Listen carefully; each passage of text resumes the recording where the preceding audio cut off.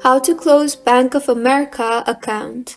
Hello everyone, I am Bishaka and welcome to our channel. I will take you through the step-by-step process on how to close Bank of America account. Now, let's get right into the tutorial.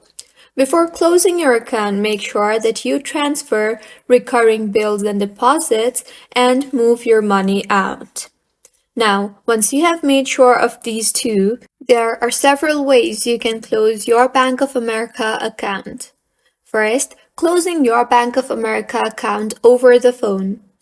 Bank of America has customer service representatives working all hours every day of the week, which makes closing your account by phone an easy option.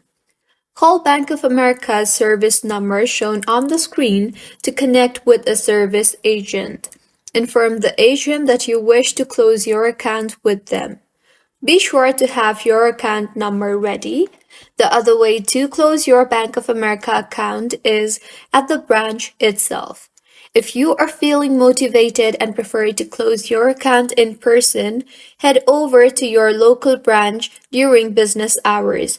Make sure you bring a valid government-issued ID and remember to zero out your balance before you head in. So these are a few ways on how you can close Bank of America accounts.